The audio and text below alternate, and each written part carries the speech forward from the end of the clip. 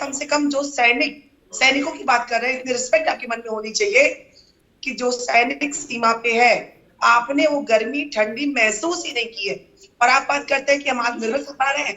जाके खड़े होके देखिए लद्दाख में। सुधा जी, मुझे लगता है शायद आपको पता नहीं, पिछले 7 से 8 साल में देश के प्रधानमंत्री जाके वहीं पर दिवाली मनाते हैं। ये आपको शायद, मेरे को लगता है जानकारी नहीं है। आपके प्रधानमंत्री जो है नहीं कि बोलना ही नहीं आता था, बोलना ही नहीं है कुछ। तो ये सारी चीजें, जिस दर्द को हम अच्छे से समझते हैं, उस दर्द का एहसास आपको है नहीं। देश के प्रधानमंत्री ने कोई भी दिवाली जो है सैनिकों के साथ मनाई है, और वहाँ लेह लद्दाख में जाके और ऊपर जाके बॉर्डर पे जाके दिवाली मनाई है, हौसला बढ़ाया है, चीजें की है। आप लोगों के समर्थक हैं जो बांटो भारत की बात करते हैं, टुकड़े टुकड़े गैंग के समर्थक वाली बात करते हैं। अगर देश का विकास करना है, चीजें करनी है, तो आपको आगे चलना पड़ेगा, आपको नई परिपाटी बनानी पड़ेगी। आप समझ लीजिए, आप लोगों का जो आत्मश्लाघा है खत्म करिए, जनता की बात सोचिए। प्रधानमंत्री के 1.5 लाख आप जनता की बात सोच रहे तभी तो रिपीट हो रहे हैं, वरना जनता की बात ना सोचते तो कहां से होते। आपको शर्म आनी चाहिए। प्रधानमंत्री के पास सब सुविधाएं हैं, सैनिकों के पास नहीं है। आपको कहते हुए, कंपेयर करते हुए शर्म नहीं आ रही है? जो सुविधाएं प्रधानमंत्री जी के साथ है, क्या सैनिकों के पास है?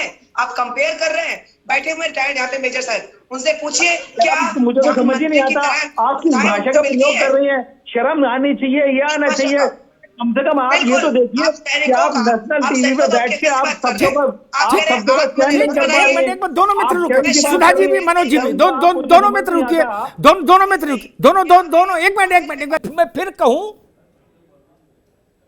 सामान्य घरों के बच्चे ही जा रहे हैं पैरामिलिट्री फोर्स में और सेना में।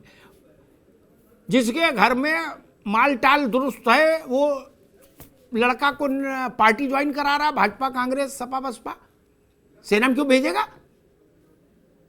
पार्टी नहीं ज्वाइन करा देगा? युवा हृदय सम्राट एक होर्डिंग लगवा देगा, कहेगा बेटा मौज लो, कहां चक्कर में पड़ रहे हो? तो उसके साथ क्या देश को नहीं खड़ा होना चाहिए? क्या हमारी जिम्मेदारी नहीं होनी चाहिए कि हम खड़े हों? किसी सरकारी स्कूल में किसी मां टीचर ने 30-35 साल बच्चों को पढ़ाया, क्या उसके बुढ़ापे का उस सम्मान पूर्वक कट जाए? कहीं उसको सड़क के किनारे अमरूद ना बेचने पड़े उस उम्र में? क्या ये भाव हमारा नहीं होना चाहिए? क्या भाव नहीं होना चाहिए? कितना बड़ा वर्ग है ये देश में, 150 करोड़ की आबादी है हमारी, 150 करोड़ प्लस की, पता है? उसमें ये सारे जोड़ लो कितने होते हैं? इतना ह्यू एंड क्राई मचा दिया, सारे जोड़ लो कितने होते हैं? अब कोई कहे कि नहीं अब तो लोग जीने ज्यादा लगे, तो भाई साहब सरकारी कर्मचारी से ज्यादा तो नेताओं की उत्तरजीविता है, क्योंकि वो और अच्छे खान पान में रहते हैं और अस्वस्थ भी होते हैं, तो देश दुनिया के तमाम बड़े इलाज उनको उपलब्ध होते हैं, गरीब को तो है नहीं, वो भी ना पेंशन पा रहे हैं। और मजे की बात ये देखिए, एक आदमी 4 किस्म की पेंशन पा रहा है। रणवीर जी, एक नेता विधायक रहा, लोकसभा सदस्य रहा, मंत्री रहा, राज्यसभा रहा, वो चारों की लपेट रहा है। रणवीर जी बहुत बढ़िया कहे आप कि भाई यहाँ तो एक भी पेंशन नहीं। अब देखिए ना, पैरामिलिट्री फोर्सेस में आए दिन जवान आत्महत्याएं कर रहे, शूट आउट हो रहा है, गृह मंत्रालय सोया हुआ है, इलेक्शन गोटियों को बिछाने के चक्कर में सब लोग लगे। और जवान जो है अब बर्फीले हिमालय में बैठा है। साहब बोले हमारे प्रवक्ता के भाई प्रधानमंत्री दिवाली मनाए, बहुत अच्छी बात है। वहां पे 1 रैंक 1 पेंशन का ढिंडोरा भी पीटा गया। किसके बीच में? बीएसएफ के जवानों के बीच में। क्या प्रधानमंत्री जी को मालूम नहीं कि इन जवानों की पेंशन नहीं? आप किसको 1 रैंक 1 पेंशन दे रहे हो? या तो पेंशन ही नहीं है। अब मैं जो अग्निहोत्री जी की बात पे आता हूँ, अग्निहोत्री जी आप बराबर बोले हैं कि जब हिंदुस्तान गरीब था तो पेंशन मिलती थी। अब 5 ट्रिलियन की जो है इकोनॉमी की हम बात कर, क्यों साहब जवानों को पेंशन क्यों नहीं, क्यों उनको सुविधाएं नहीं? हमारे ऊपर आईपीएस थोप दिए जाते, तू चल में आया, कल उनको राजदूत बनना, किसी को जनरल लगना, किसी को विदेश में कहीं एमएचए में अच्छी जगह लगना है, तो वो हमारे जवानों की बात क्यों करेगा? अगर अग्निहोत्री जैसे जाबाज अगर हो जाए तो ये पेंशन का मुद्दा, चपरासी, चौकीदार, सफाई कर्मचारी, नर्स, ये बेचारे कर्मचारी तो हैं, और ये सावधान आने वाले टाइम में खासकर मध्य प्रदेश, तेलंगाना और कर्नाटका, अभी हम 13 दिसंबर को कर्नाटका में जो संसद में शहीद हुए उनको श्रद्धा सुमन अर्पित करने के लिए जा रहे हैं कि सरकार पैरामिलिट्री के जवानों के लिए बहाली करे। साथ में सिविलियन एम्प्लॉइज बैठे हुए हैं हमारे जो है दोस्त बंधु जी, और ये बहुत बड़ी बात है, और लेकिन ये गले की हड्डी बनेगा पुरानी पेंशन बहाली जी। ठीक बात। जब चौकीदार एक साथ आ जाएंगे जी, हिंदुस्तान जाएगा। बंधु जी, जी मैं मानता हूं कि इतने बड़े देश में जिसकी आबादी 150 करोड़ हो, उसमें अच्छा सारे सरकारी कर्मचारी जोड़ रहे हम, तो कितने होंगे राज्य और केंद्र मिला के? सर, अगर एमपीएस की हम बात करें हाँ। तो 80 लाख लोग हैं पूरे देश में, राज्य और सेंट्रल दोनों मिला 80 लाख लोग हैं। 80 लाख लोग हैं। हाँ, 80 लाख लोग हैं, और बाकी लोग तो पेंशन में ही हैं। तो पुराने वाले हैं, नए वाले जो आए हुए हैं, चाहे वो किसी विभाग के हों, 80 लाख के आसपास हैं। बताइए, अब मैं 150 करोड़ के देश में 80 लाख का मसला है, इतना तो हमारे पास हैसियत है अब मनोज जी। जी, एक दो पॉइंट हम सर अपनी बात कहें। जी विजय जी। सर, अगर हिमाचल की बात मैं करूं, जी, हिमाचल की बात करूं सर, पुरानी पेंशन पर जो सालाना भार आएगा 500 करोड़ रुपए आएगा। अगर इसको बात करते हैं तो जो 500 करोड़ रुपए सालाना आएगा। एनपीएस में जो पैसा जा रहा है 1126 करोड़ सालाना जा रहा है। मेरे तो समझ में नहीं आ रहा है कि सरकार इसकी नीयत ठीक नहीं है कि पैसे की गणित को समझ नहीं पाई है। 500 करोड़ रुपए वो पुरानी पेंशन है सालाना, 1126 करोड़ एनपीएस में। मैं एक चीज बताना चाहता हूं, 10% मेरा, 14% सरकार का, 24% पैसा कंपनियां ले जा रही हैं। मेरे समझ में आ रहा है इसमें ना देश का फायदा है, ना सरकार का फायदा है, ना हमारी शिक्षक कर्मचारियों का फायदा है। फायदा अगर है तो कॉर्पोरेट जगत का फायदा है।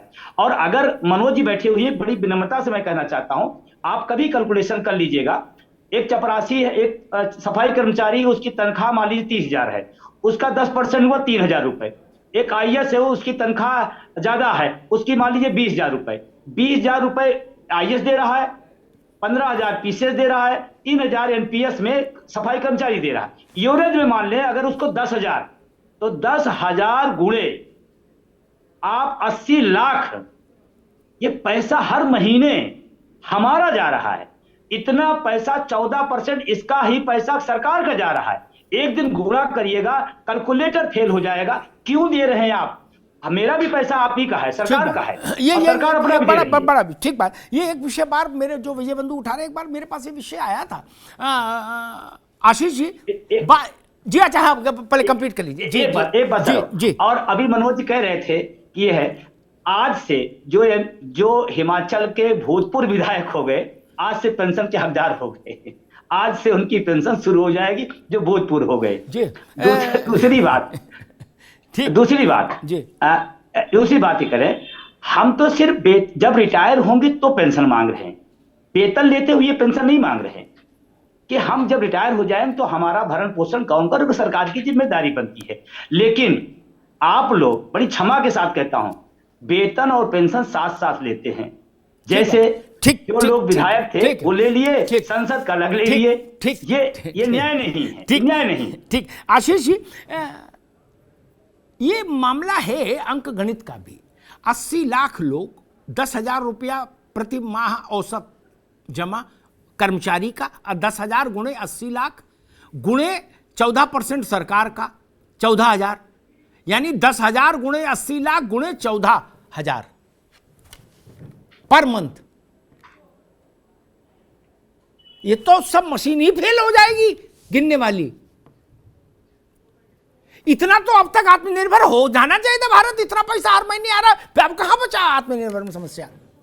आशीष जी। बिल्कुल वही सही बात है कि कहीं ना कहीं सरकार जो है उसकी मंशा ही मुझे समझ में नहीं आती है। अब एक छोटा सा और उदाहरण दीजिए कि पुलवामा का एक अटैक हुआ जिसमें करीब लगभग 40 जो है सीआरपीएफ के जवान शहीद हो गए, लेकिन सरकार ने आज तक उनको शहीद का दर्जा नहीं दिया। ये समझ में नहीं आया कि इतना बड़ा हमला हुआ देश पे, उनके जो शहीद हो गए आपने उनको शहीद का दर्जा, उनके परिवार वाले कई तो मेरे पास आए थे कि दरखास्त करिए आगे। मैंने कहा हम लोग भी चिट्ठियां तो भेज सकते हैं, लेकिन उसके बाद तो सरकार को ही फैसला करना है। तो आप एक तरफ ना पेंशन दे रहे हैं, ना उसको शहीद का दर्जा दे रहे हैं, आप कैसे? और ये देश की सुरक्षा से जुड़ा हुआ मुद्दा है। जब इसी तरीके का आप एक वातावरण बनाएंगे तो कल को कौन सेना में सीआरपीएफ में जाना चाहेगा? लोग मना करेंगे कि क्यों जाओगे तुम, किस लिए जाओगे? धीरे धीरे अब इंडियन आर्मी का उदाहरण आपके सामने है। जब मैं कमीशन हुआ था तब 14,000 ऑफिसर्स की शॉर्टेज थी। जब मैं कमीशन हुआ था उसमें लंबा समय हो गया। आज और सर्विसेज आप फैसिलिटीज कम कर रहे हैं, तो आने वाले समय में और जो है हमारी जो रिक्वायरमेंट है वो और नीचे जाती जाएगी। तो कैसे हम पूर्ति करेंगे? आप देश की सुरक्षा से ही खिलवाड़ कर रहे हैं ना, जब आप ऐसी जगहों पे पेंशन बंद करते हैं। तो मनोज जी और सरल कर लें, 80 लाख गुणे 24,000, 10 और 14 जोड़ दो, अलग अलग कहा नहीं, इतना पैसा निजी कंपनियों को जा रहा है हर महीने। ठीक भाई, अगर 1100 करोड़ रुपया महीने में हिमाचल में जा रहा है एम्प्लॉई और एम्प्लॉयर यानी सरकार और कर्मचारी का अंशदान मिला के निजी कंपनियों को, तो उससे बेहतर तो 500 करोड़ वाली योजना नहीं है पुरानी। कर्मचारी भी खुश और 650 करोड़ रुपया भी बचे। नहीं, इनका गणित कैसे लगा रहे हैं, इस गणित की जानकारी तो सरकार जो वहां पे चला रहे। आप ये देखिए कि अगर हमें भारतीय जनता पार्टी को पैसे देने में कोई आपत्ति थी क्या जो कांग्रेस देगी? अब कांग्रेस अभी तो ये 300 यूनिट बिजली फ्री देंगे वहां पे, अभी वहां पे स्कूटी बांटेंगे वहां पे। तो क्या अमिताभ जी आप इस बात से सहमत हैं कि क्या हम लोग देश में ये फ्री वाली चीजों को आगे बढ़ाया जाए या देश को स्वावलंबी के लिए या आत्मनिर्भर बनाने के लिए खड़ा किया जाए? अगर आप ये फ्री वाली चीजों को फ्री में जोड़िए, आप बात को कह रही है, मैं पेंशन की बात नहीं कर रहा हूँ, पेंशन तो ठीक है। मैं बड़ी विनम्रता से कहना चाहता हूँ, पेंशन को फ्री से मत जोड़िए। आप बार-बार रेवड़िए, बार-बार फ्री, हमारा हक है, संवैधानिक हक है, सुप्रीम कोर्ट ने कहा है, वो ठीक बात है। पर लेकिन अगर सरकारें सिर्फ इस चीज में बदलेंगी और आएंगी तो ये क्या तरीका रहेगा? और एक राज्य को मिलेगा और दूसरे को नहीं मिलेगा, तो ये भी गलत बात है, क्योंकि फिर दूसरे राज्य के लोग भी खड़े होंगे ना उसके लिए। मनोज जी आपकी सरकार देश में है, आपकी सरकार देश में लागू कर दीजिए, पूरा देश खुश हो जाएगा, पूरे देश में लागू हो जाएगा। आप तो केंद्र में बैठे हैं, आप डबल इंजन सरकार है, क्या दिक्कत है आपको? आप करिए, स्वागत करूंगा, आपका स्वागत करूंगा। आप पूरे देश में बैठे हैं, देश के प्रधानमंत्री जी हैं, सब पूरे देश में लागू कर दें। क्यों रोक रहे हैं? जब सारे लोग सहमत है तो आप क्यों रोक रहे हैं? क्यों दिक्कत आ रही है आपको?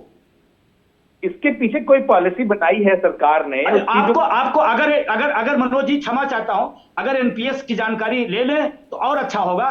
एनपीएस की जानकारी दरअसल है नहीं लोगों को, इसीलिए बातें घुमा कही जा रही है। मैं कह रहा हूं एनपीएस की जानकारी लें, इससे देश का नुकसान है, देश की अर्थव्यवस्था का नुकसान है। कॉर्पोरेट पैसा ले जा रहा है, अब कॉर्पोरेट से आपका क्या संबंध है आप जानिए, लेकिन मेरा पैसा, सरकार का पैसा कॉर्पोरेट में जगत ले जा रहा है। मैं आपसे कहना चाहता हूं एक चीज और आप इतना बड़ा पैसा ले जा रहे हैं, हमें सिक्योरिटी नहीं दे रहे हैं। आप हमें कंपनियों के हवाले, हम देश की सेवा की है, आप हमें राष्ट्र निर्माता मानते हैं, शिक्षक राष्ट्र निर्माता है, मानते नहीं मानते? शिक्षक राष्ट्र निर्माता का भविष्य अंधकार में है और राष्ट्र का निर्माण करेगा। अगर राष्ट्र निर्माता है तो उसके पहले सुरक्षित करिए, उसको पहले सुविधा दीजिए, फिर देश सुरक्षित होगा।